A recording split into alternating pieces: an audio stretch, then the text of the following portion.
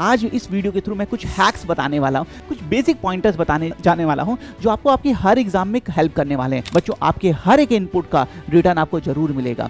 तो आप बिलीव करें। बच्चों में प्रॉब्लम, सर मुझे बिलीव नहीं हो रहा है, मुझे बहुत कॉन्फिडेंस नहीं आ रहा है, ये एक मेजर प्रॉब्लम आती है। अपने पेपर करते समय जो स्ट्रॉन्गेस्ट पार्ट है हमेशा सबसे पहले उसको करिएगा। तो स्किपिंग मैं इसे हमेशा बहुत इंपॉर्टेंट मानता हूँ। बच्चों, स्किपिंग हमारे क्वेश्चन का एक इंपॉर्टेंट पार्ट है। हमें कितना क्या करना है ये तो इंपॉर्टेंट है। डिजाइन में जो जितना डिफरेंट बनाता है, सुंदरता पे तो नंबर है बेटा, लेकिन आप जितना डिफरेंट बनाते हैं उतना और ज्यादा आपके मार्क्स मिलने के चांसेस बढ़ भी जाते हैं। Hello my dear student, exam session full mode में आ गया है। पेपर जनवरी और फरवरी में होने वाले हैं। हमारा एग्जाम पूरा सेशन एकदम हमारे सामने खड़ा है। तो दोस्तों, आज इस वीडियो के थ्रू मैं कुछ हैक्स बताने वाला हूँ, कुछ बेसिक पॉइंटर्स बताने जाने वाला हूँ जो आपको आपकी हर एग्जाम में हेल्प करने वाले हैं। आप निफ्ट के हों, यूसीट के हों, एनआईडी के हों, नाटा के हों, जेई के हों, आपको हर तरह के एग्जाम में ये पॉइंटर्स 100% हेल्प करेंगे। दोस्तों, आइए देखते हैं कुछ हैक्स को, कुछ ऐसे पॉइंटर्स को वन बाई वन बताऊंगा। Point number 1, be positive, believe in your inputs. आपने जो इनपुट्स दिए हैं ना, साल भर आपने जो मेहनत की है, दिन दिन भर आपने मेहनत की है, रात में जगे हैं, डिसिप्लिन के साथ चीज़ों को फॉलो किया, आपको क्या लगता है उसका रिजल्ट नहीं आएगा? नहीं। जैसे एक्शन और रिएक्शन वाली सिचुएशन वहाँ पे है पूरी दुनिया में, वैसे एग्जाम में भी है। बच्चों, आपके हर एक इनपुट का रिटर्न आपको जरूर मिलेगा। तो आप बिलीव करें। बच्चों में प्रॉब्लम, सर मुझे बिलीव नहीं हो रहा है, मुझे बहुत कॉन्फिडेंस नहीं आ रहा है, ये एक मेजर प्रॉब्लम आती है। तो दोस्तों, आपने जो इनपुट्स दिया है उस बिल्कुल पीछे ना हटें, डरे नहीं, उसका 100% आउटपुट आपको पेपर में देखने को मिलेगा। बस हमें साइकोलॉजी को, प्रेशर को, टाइम मैनेजमेंट को फॉलो करना पड़ता है। आपने इनपुट दिया, मेहनत की, तो उसका रिजल्ट तो जरूर आने वाला है। तो पॉजिटिव माइंड के साथ जाएं। आपने साल भर मेहनत की है, कैसे नहीं उसका रिजल्ट मिलेगा? इस चीज़ के साथ, इस बिलीव के साथ आगे बढ़िएगा। दोस्तों, कभी कभी एक आधे सब्जेक्ट में ऊपर नीचे हो जाता है, लेकिन ओवरऑल में आपने 100% मेहनत की है तो उसका रिजल्ट भी 100% जरूर आएगा। तो पॉजिटिव होकर जाना है, पूरे पॉजिटिव होप के साथ जाना है। नंबर 2, पेपर वाले दिन।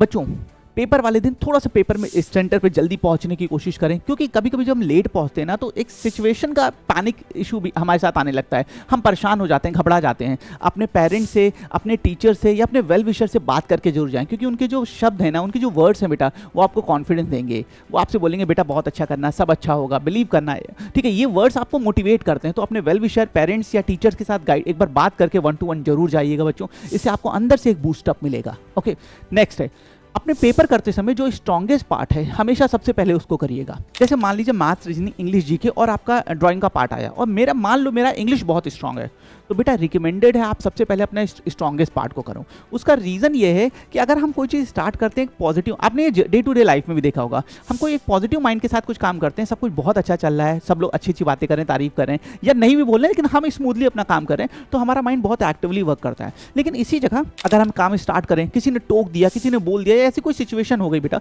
कि माइंड हमारा एकदम से अजीब से पजल हो गया, तो उस केस में दोस्तों हमारे लिए बड़ी पैनिक की सिचुएशन हो जाती है, हमारा माइंड नेगेटिव थॉट से भर जाता है। तो सबसे पहले स्ट्रॉन्गेस्ट पार्ट करना है और इसे ग्रेजुअली नीचे की तरफ डिक्रीज करते जाना है। सबसे टफ पार्ट को सबसे लास्ट में करिएगा, क्योंकि अगर आपने सबसे पहले उसे कर लिया और माइंड डिस्टर्ब हो गया तो हम अच्छा नहीं कर पाएंगे, ये एक फैक्ट है बेटा। नेक्स्ट, उसी का वाइस एंड वर्सा, जो आपका सबसे टफेस्ट पार्ट है वो सबसे लास्ट में करना है। मान लीजिए मेरा मैथ्स बहुत टफ है, तो हम मैथ्स को सबसे लास्ट में करेंगे बेटा, क्योंकि मैक्सिमम चांसेस है कि वहाँ हम फंसें, हम ह्यूमन एरर करें, हम कैलकुलेशन एरर करें, या कुछ हम कॉन्सेप्ट को थोड़ा स्किप करें, भूल जाएं। तो इन चीज़ों को आपको ध्यान में रखना है, सबसे बाद में करना, ताकि माइंड हमारा डिस्टर्ब मिनिमम हो उस एक चीज़ से। नेक्स्ट, जैसे आपको कॉपी शीट मिलेगी, अपने जो बेस्ट, जैसे आप पेपर देने गए आपको एक रफ शीट पहले मिल जाती है जिसमें आप अपना नाम लिखते हैं कैलकुलेशन के लिए। तो बेटा आप अपने जो बेस्ट आइडिया है, जैसे हर बच्चे का क्रिएटिव में कुछ सोच के रखता, ये मेरा बेस्ट आइडिया, मैं क्वेश्चन अगर ऐसे आएगा तो मैं ये मेरा मोड रहेगा आगे बढ़ने का, उस बेस्ट आइडिया के कुछ पॉइंट्स लिख लें, क्योंकि पेपर के बीच में हम लोग भूल जाते हैं, मैं हूं आप हो, हम सभी एरर करते हैं, तो उसके कुछ कुछ की पॉइंट्स लिख लें, आप भूलें ना। इसी तरह रीजनिंग सब्जेक्ट में अल्फाबेट की न्यूमेरिकल वैल्यू है उसके अपोजिट, क्योंकि उसके क्वेश्चंस बहुत आते हैं, तो अल्फाबेट की सारी, वैसे तो ये लर्न होगी, अगर नहीं आते तो अल्फाबेट की न्यूमेरिकल वैल्यू अपोजिट लिख लिए।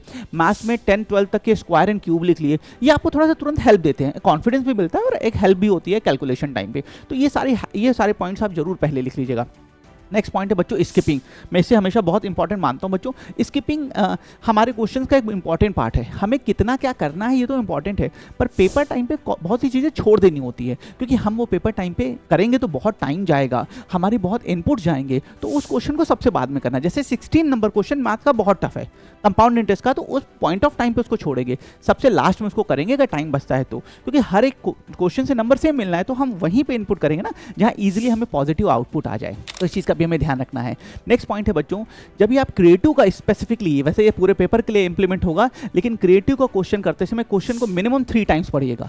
मैंने बहुत बार बच्चों को देखा है बाहर आके कहते हैं सर मुझसे ये गलती हो गई, कलरिंग नहीं करनी थी मैंने कर दी। तो मैं आपको बता रहा हूँ क्रिएटिव का क्वेश्चन 3 बार करिएगा, उसके 2 बेनिफिट हैं। पहले तो ये जो ह्यूमन एरर्स हो रही थी, जो गलती हो रही थी, ये नहीं होगी बेटा, आप क्वेश्चन को अच्छे से समझ पाएंगे। सेकंड, जब आप 3 बार क्वेश्चन पढ़ते हैं तो नए नए आइडिया आते हैं। अच्छा पहली बार पढ़ा ऐसे सोच सकते हैं, फिर सेकंड टाइम कुछ नया आइडिया, थर्ड टाइम कुछ नया आइडिया। ये नए आइडिया बेटा आपको बेहतर डिजाइन, बेहतर सोचने के लिए टाइम दे देते हैं, स्पेस दे देते हैं। और डिजाइन में जो जितना डिफरेंट बनाता है, सुंदरता पे तो नंबर है बेटा, लेकिन आप जितना डिफरेंट बनाते हैं उतना और ज्यादा आपके मार्क्स मिलने के चांसेस बढ़ भी जाते हैं। ओके, तो इन पॉइंट्स को ध्यान रखिएगा। कुछ हैक्स हैं बेटा जिसे आप इजीली थोड़ा सा पेपर में बेहतर कर सकते हैं, एक साइकोलॉजिकल बेनिफिट उठा सकते हैं और इस होप के साथ पेपर में जा सकते हैं कि मैं और बेहतर कर पाऊंगा जो मेरे इनपुट्स हैं, जो मेरी आज की सिचुएशन है उसके हिसाब से। और इसके साथ साथ लास्ट में मैं ये भी कहना चाहूँगा बच्चों, एग्ज़ाम, क्योंकि पेपर अभी बहुत करीब है और इस चीज़ को ध्यान रखिएगा, एग्ज़ाम एक पार्ट है हमारे लाइफ का, हमारी लाइफ नहीं है।